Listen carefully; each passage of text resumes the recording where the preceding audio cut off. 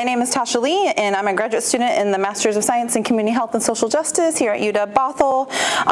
And you probably can't tell by looking at me, but I am also multiply disabled. I am autistic, I have ADHD and multiple chronic health issues. And I'm sharing this with you, this personal information about myself, because my experience as a disabled person and as a mom to a disabled child is what brought me to the MS in Community Health and Social Justice program. And this presentation is about how anyone, like each and every single one of you, can use lived experience, research, persistence, and passion to make real policy impact and systems change.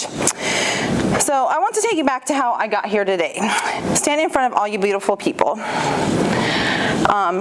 But first, we're going to have my land acknowledgement and language statement also, which is important that to recognize that where I'm from, and study a lot is in Stillicombe, and that's on the traditional lands of the Puyallup and Nisqually and Stillicombe tribe, and recognize that we are stewards of their land, and that also ties with disability and access to be able to steward that land.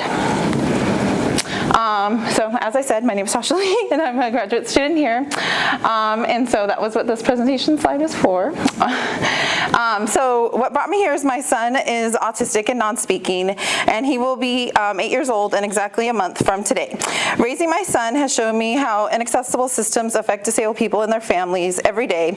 Education, healthcare, community events and programs, pretty much every aspect of living and belonging as human beings in our society are not designed with autistic people in mind.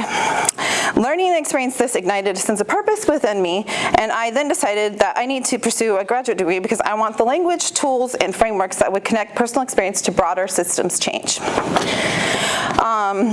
As I started this program last fall, I soon realized that the one way I can make my voice really heard is through the state legislative process. And I began teaching myself how to engage with proposed legislation and proposed legislation, and on the Washington State Legislative website, they have a lot of different ways to learn how to interact with bills and how they move through different committees and the different chambers of like the House and the Senate.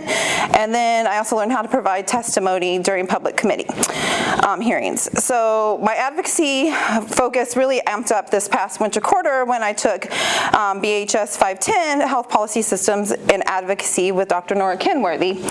The course description for the class states it's a hands-on community-oriented course where we learn and implement strategies for influencing and changing policies. And Dr. Kenworthy's class and mentorship helped me take my self-taught knowledge and make it stronger, sharper, and more strategic. Most of the work in the class involved researching and following a single piece of legislation as it moved through the state legislative session, and I chose House Bill 1795, which is regarding restraint and isolation of kids in public schools.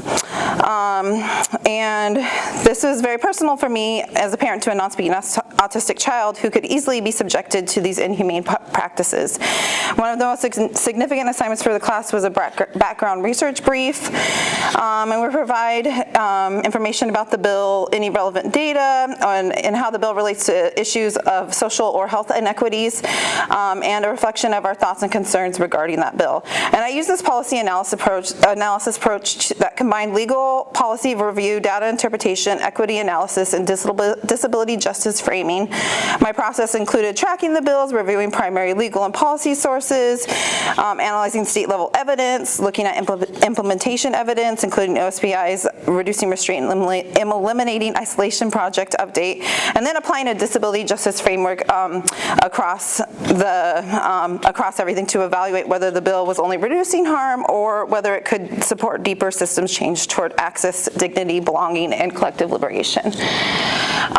And so one of the clearest findings, so here we are. This is my frameworks and how I tracked the bill and with my health policy research brief. And then the key findings from it were that disabled students were 69 times more likely to be restrained and 151 times more likely to be placed in isolation than students without disabilities, according to OSPI Washington State data. And this is a public health issue because it affects children's mental health, family trust, caregiver stress, school stability, and access to education. This is a civil rights issue because it disproportionately affects disabled students and intersects with racism, socioeconomic status, housing instability, and foster care involvement. And I use this knowledge I gained from this research to then advocate for the passage of this bill by submitting written testimony, providing live virtual testimony during a Senate committee hearing, and emailing with my district legislator, and even answering questions that senators had regarding current laws and resources available to educators. I also wrote an op-ed calling out the inaction of our state senators, as they have been aware of the harms of these detrimental practices for close to 2 decades, but have not made significant changes to these laws, which shows a pattern of dehumanization that is structurally permitted, as disabled children are treated as less entitled to dignity, belonging, and care. And this was very personal for me, and emotionally challenging project for me as an autistic parent of a non-speaking autistic child, as the research was not abstract. Reading about children being restrained or isolated during moments of distress and crisis was deeply upsetting, and it was unbearable for me to imagine my son placed in those situations. I overcame that by using my emotions as motivation, and that helped me write with both more rigor and urgency. And my research brief could be used to support legislative advocacy, public testimony, coalition work, and community education about restraint and isolation, which it actually will be used for that, as I am a member of the Coalition to End Isolation, Reduce Restraint and Isolation. So I am really proud of the work that I poured into this policy research. Professionally, I grew as a policy researcher and advocate. I learned how to track a bill across versions, interpret legislative amendments, connect state policy, civil rights obligations, analyze implementation risks, and use a framework to evaluate equity impacts. And this project helped me see that I'm not only interested in identifying inequities, I'm interested in translating research into action, and I want to work in spaces where I can analyze policies and communicate complex systems change and clearly. So, and this project also helped me understand myself as an autistic mother, a disability advocate, and a graduate student, and as and it reminded me that my lived experience is not something that I have to separate from my academic or professional work. It is part of what helps me ask better questions, notice what systems look like, and stay focused on the real people affected by the policy decisions. So outside of this class assignment, I also spent a significant amount of time advocating for many other bills that mattered to me in the disabled community, and part of that, one of the most powerful moments of my advocacy this year was giving in-person testimony on Senate Bill 5863, Preservation of Historical Records at Lakeland Village. This is a short clip from my in-person testimony in the House Committee on the State Government and Tribal Relations. And for me, this was a clearest example of turning lived experience, research, and advocacy into public testimony. Thank you, Madam Chair. We have 4 witnesses, one in person, Tasha Lay, and she will be followed by 3 remote witnesses, Stacy Dim, Jessica Renner, and Sean Latham. Hello, Madam Chair, committee members. My name is Tasha Lee, and I want to thank Senator Kaufman before she leaves for this being the sponsor of this bill. It's a very important bill to me, and I appreciate all her effort with this. So my name is Tasha Lee, and I'm a constituent of the 28th District, and I am here today to strongly advocate for SB 5863 to protect Washington's disability history. I'm an autistic mother to a non-speaking autistic child and a UW Bothell graduate student studying health outcomes of disabled people and disability rights. Excuse me. When speaking with policymakers such as yourselves and community partners, I rely on facts, and those facts live in records.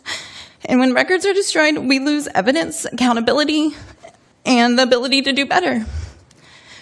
The Lakeland Village records document residents' daily lives, living conditions, isolation, forced sterilizations, and family separations. They also include personal belongings. They're not just records. There's letters, journals, and photos, actual belongings of people that once lived, Washingtonians. Destroying them is data erasure, an erasure of over 7,000 disabled people's lives. Extending the no destruction window to the fiscal year 2030 gives time to complete preservation work that is vital to disability history in Washington. I respectfully urge the committee to advance SB 5863 so Washington can learn from its past and build a just future for not only my son, but for all disabled Washingtonians. disability rights are civil rights. Thank you for the opportunity to speak to you today. Thank you so much for your testimony. Do we have any questions? Seeing none, thank you again for being here. We really appreciate it. Thank you for hearing me today, committee. Thank you, Madam Chair. Okay, so this was a really important bill, just as far as so we can understand past mistakes that the state has made regarding disability rights. And my testimony was featured in the House Bill report, which was pretty cool to see my words paraphrased there in an official report. And then after all that, both of these bills were passed, and I was invited by the governor's office to come and be a witness to the signing of these bills, which was really important, and gave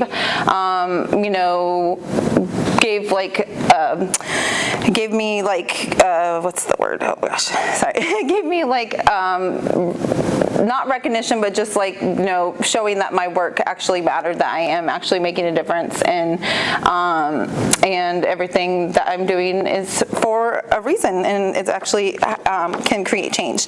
So then, overall, my policy and advocacy experience this past winter quarter taught me lessons that apply far beyond these two bills, and I want to share these lessons with you.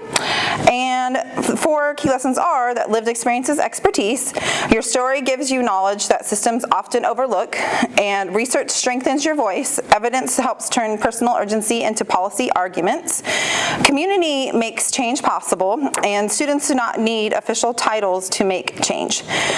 So I think that's really important, and I want to end with some key takeaways that system change is slow, but slow does not mean impossible. Students or anyone can learn the process, speak up, submit testimony, contact lawmakers, join organizations, and use research for advocacy. And remember, your voice matters, your story matters, your research matters, your persistence and passion matter, and students can change systems, and we already are. Thank you very much.